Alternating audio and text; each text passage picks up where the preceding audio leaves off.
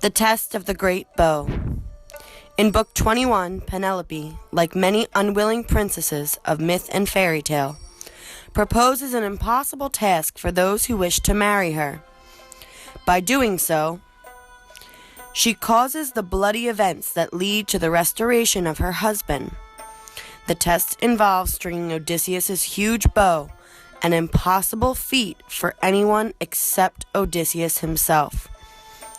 Odysseus had left his bow at home in Ithaca 20 years earlier in hopes. Remember, we said he was hoping to come and help Telemachus learn how to string it. Okay? He's still disguised as a beggar. He's going in. We're going to see how this plays out. Now the queen reached the storeroom door and halted. There was an oaken sill cut long ago and sanded clean and bedded true. Foursquare the door jambs and the shining doors were set by the careful builder.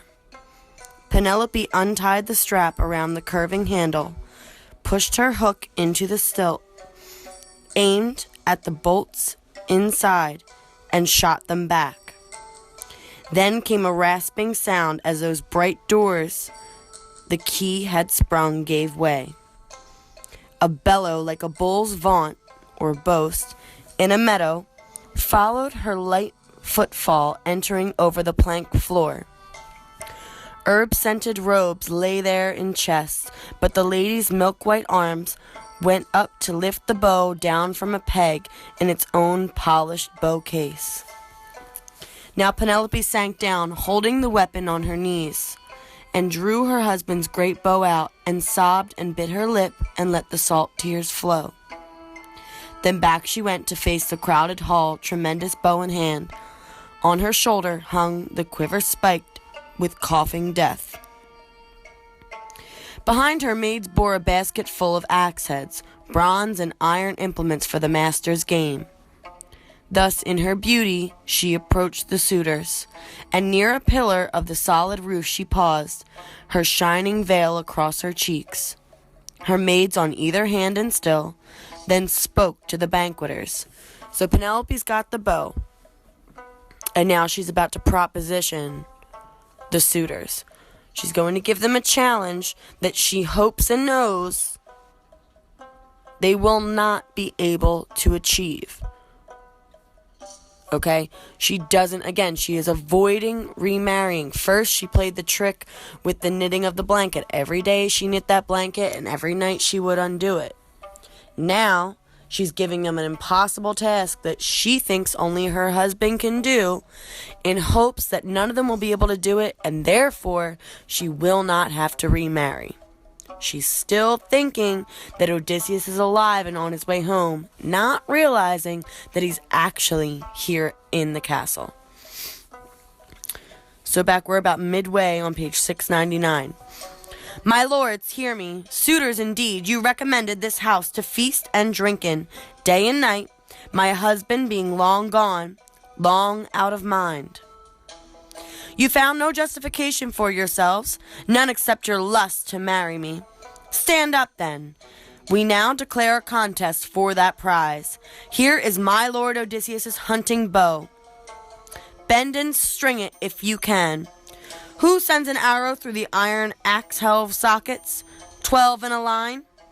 I join my life with his, and leave this place my home, my rich and beautiful bridal house forever, to be remembered, though I dream it only. So what she's saying is you not only have to string this bow, which is incredibly difficult to string. It's huge, taller than her.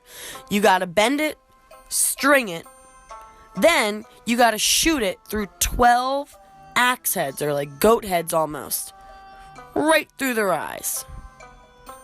This is extremely difficult, nearly impossible. But maybe, if she thinks Odysseus can do it, or if she's seen Odysseus do it, then we know that it can happen, right? Maybe one of the suitors are going to pull it off. Many of the suitors boldly try the bow, but not one man can even bend it enough to string it. So they can't even string it, let alone shoot it. 2 men had meanwhile left the hall, swineherd and coward. in companionship, one downcast as the other. But Odysseus followed them outdoors, outside the court, and coming up gently, said, "You herdsman, and you too swineherd, I could say a thing to you, or should I keep it dark?" Turn your page. My heart, no speak, my heart tells me, would you be men enough to stand by Odysseus if he came back? Suppose he dropped out of a clear sky as I did. Suppose some god should bring him. Would you bear arms for him, or for the suitors? The cowherd said, remember it's cowherd, like a herder of cows, not coward. Cowherd. Let the master come. Father Zeus, grant our old wish. Some courier, guide him back. Then judge what stuff is in me and how I manage arms.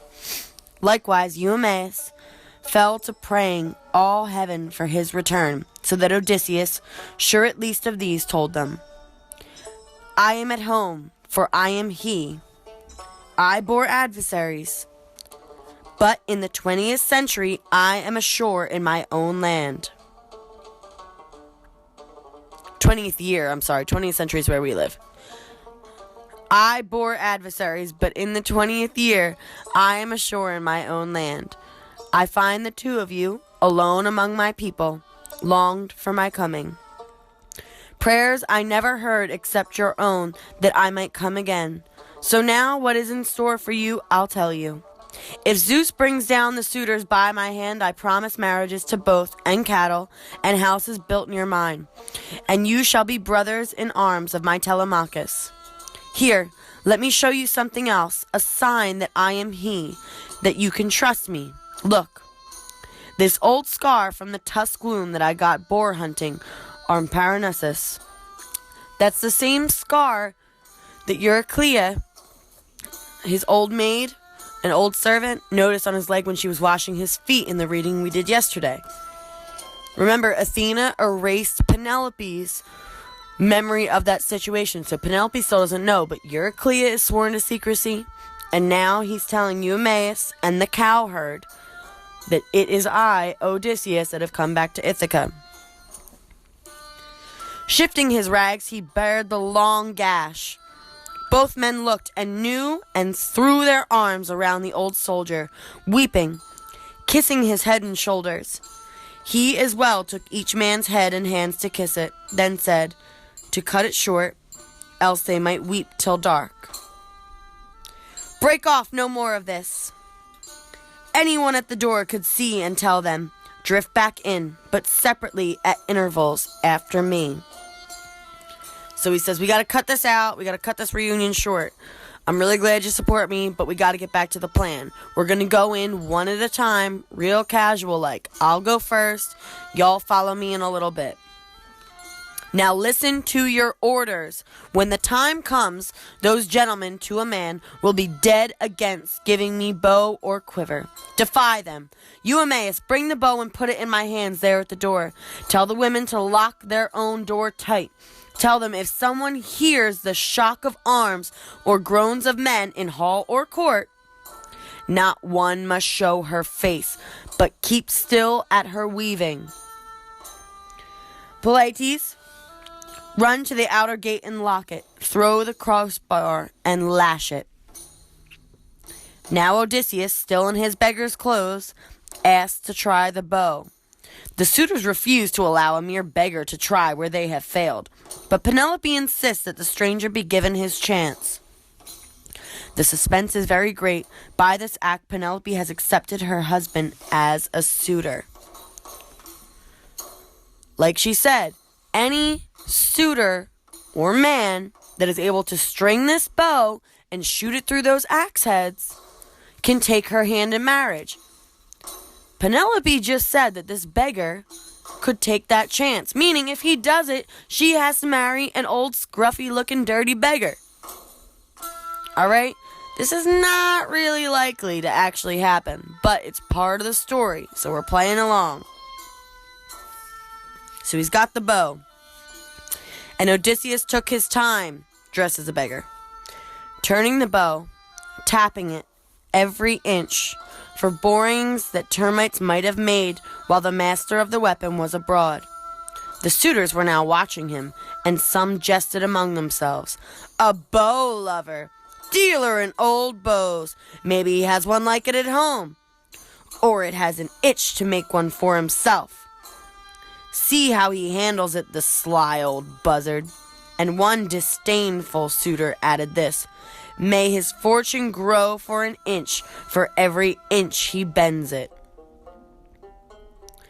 But the man, skilled in all ways of contending, satisfied by the great bow's look and heft, turn your page, like a musician, like a harper, when with quiet hand upon his instrument, he draws between his thumb and forefinger a sweet new string upon a peg. So effortlessly, Odysseus in one motion strung the bow, then slid his right hand down the cord and plucked it. So the taut gut vibrating hummed and sang a swallow's note. In the hushed hall it smote the suitors, and their faces all changed. Then Zeus thundered overhead one loud crack for a sign, and Odysseus laughed within him that the son of crooked-minded Cronus had flung that omen down. He picked one ready arrow from his table where it lay bare, and rest were waiting still in the quiver for the young men's turn to come. He knocked it, let it rest across the hand grip, and drew the string and groove butt of the arrow, aiming from where he sat upon the stool. Now flashed arrow from the twanging bow, clean as a whistle through every socket ring, and grazed not one to thud, with heavy brazen head beyond. Then quietly Odysseus said, Telemachus, the stranger you welcomed in your hall has not disgraced you. I do not miss, neither did I take all day stringing the bow. My hand and eye are sound, not so contemptible as the young men say. The hour has come to cook their lordships' mutton, supper by daylight. Other amusements later, with song and harping that adorn a feast. So Odysseus just did the task. He just shot the bow. After stringing it, revealed who he may be. He didn't say it outright, but he's starting to hint at it. Right? We know only Odysseus could do that task, Homer told us, and he just did it. So let's see what he does about telling Penelope who he is. He dropped his eyes and nodded, and the Prince Telemachus, true son of King Odysseus, belted his sword on, clapped hand to his spear, and with a clink and glitter of keen bronze stood by his chair in forefront near his father. So the fight begins, right? Odysseus, still disguised as a beggar, nobody knows who he is, just accomplished the task Penelope set out. And he, Telemachus, Eumaeus the swineherd, and Pallades the cowherd are about to engage in killing the suitors. At the top of 703 is from Book 22. It's a story called Death at the Palace. The climax of the story is here in Book 22. Although Odysseus is ready to reclaim his rightful kingdom, he must first confront more than 100 hostile suitors. 100 suitors. That's a lot. The first one he turns to is Antinous. All through the story, Antinous has been the meanest of the suitors and their ringleader. He's the one that's been harassing Penelope the most. He's the one that has been riling the suitors up and convincing them to stay. Years and years after Penelope is fair to choose a suitor, some of them have wanted to leave. And Antinous has been the one who said, no, let's say, please don't confuse Antinous with Alcinous. King Alcinous is the king that Odysseus told his story to. Antinous is one of the suitors, okay? Make sure you know that difference. He hit Odysseus with a stool, and when the hero reappeared in the hall as a beggar, He ridiculed the disguised king by calling him a bleary vagabond, a pest, and a tramp. Now shrugging off his rags, and the wiliest fighter of the islands leapt and stood on the broad doorsill, his own bow in his hand. He poured out at his feet a rain of arrows from the quiver and spoke to the crowd. "So much for that. Your clean-gut game is over. Now watch me hit a target that no man has hit before, if I can make this shot. Help me, Apollo." Remember, Apollo is a great war god.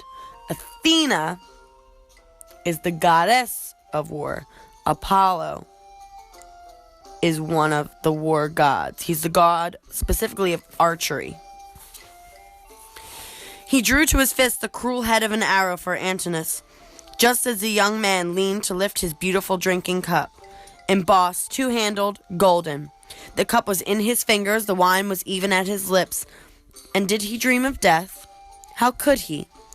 In that revelry, amid his throng of friends, who would imagine a single foe, though a strong foe indeed, could dare bring death's pain on him and darkness on his eyes?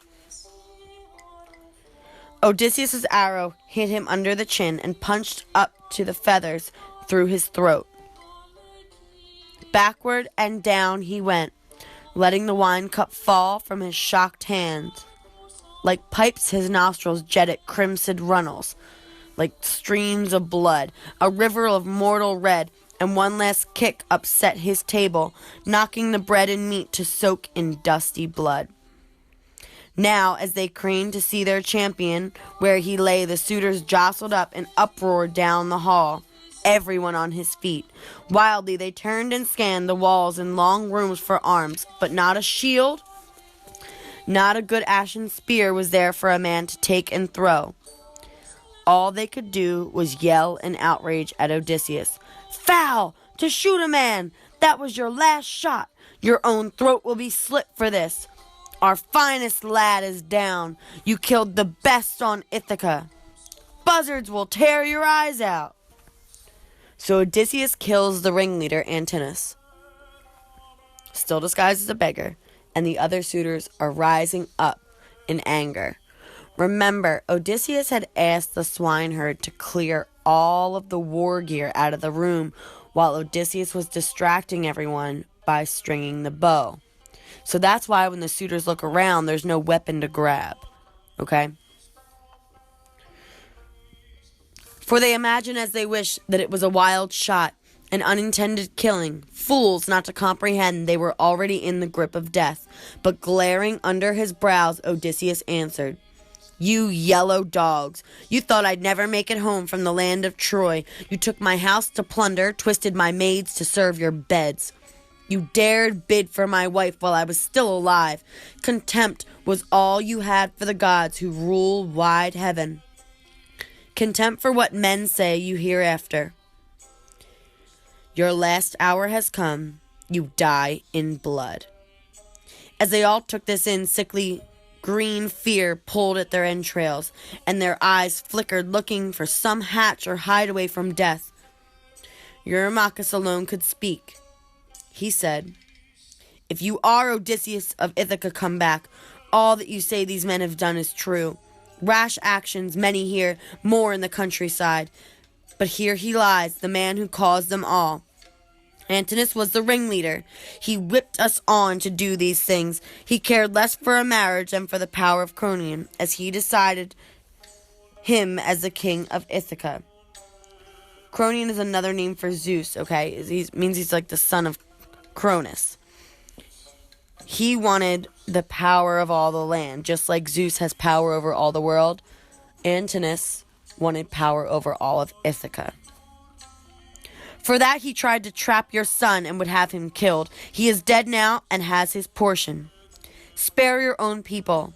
As for ourselves, we'll make restitution of wine and meat consumed, and add each one a feed of 20 oxen with gifts of bronze and gold to warm your heart.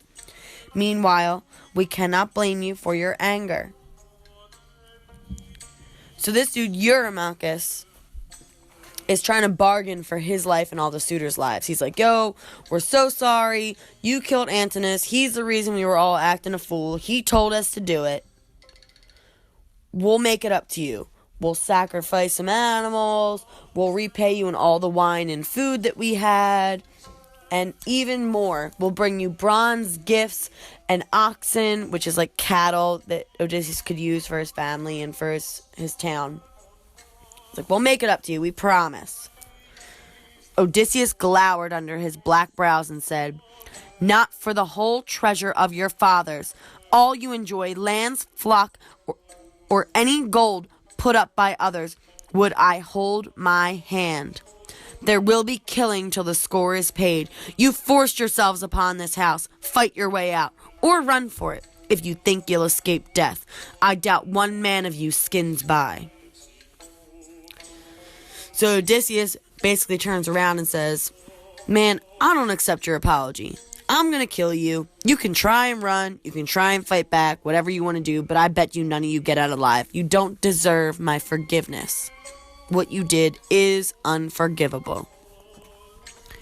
Telemachus joins his father in the fight. They are helped by the swineherd and the coward. Now the suitors, trapped in the hall without weapons, are struck right and left by arrows, and many of them lie dying on the floor. At this moment, the unmanning thundercloud, the Aegeus Athena's shield, took form aloft in the great hall, and the suitors, mad with fear at her great signs, scampered like stung cattle by a river. When the dread, shimmering gadfly strikes in the summer, the flowering season in the long-drawn days after them, the attackers wheeled, as terrible as falcons from eyries, in the mountains, veering over and diving down.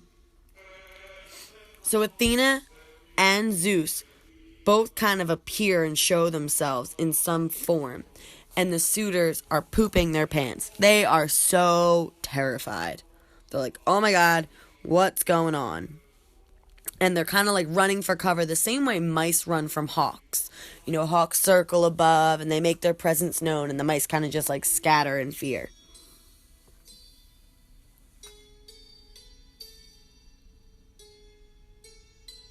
But the pouncing falcons grip their prey. No frantic wing avails, and farmers love to watch those beaked hunters. So these now fell upon the suitors in that hall, turning to strike and strike again, while torn men moaned at death, and blood ran smoking over the whole floor. So, Athena and Zeus appeared. They showed themselves. The men are scattering in fear. And then Athena actually sends down hawks to pick at them slowly, just bite by bite, eating the rest of the suitors alive. Whatever suitors have not died by Telemachus' spear, the swineherd or the coward's sword, or Odysseus' arrow, are now being eaten alive by birds. A plague sent down by Athena herself.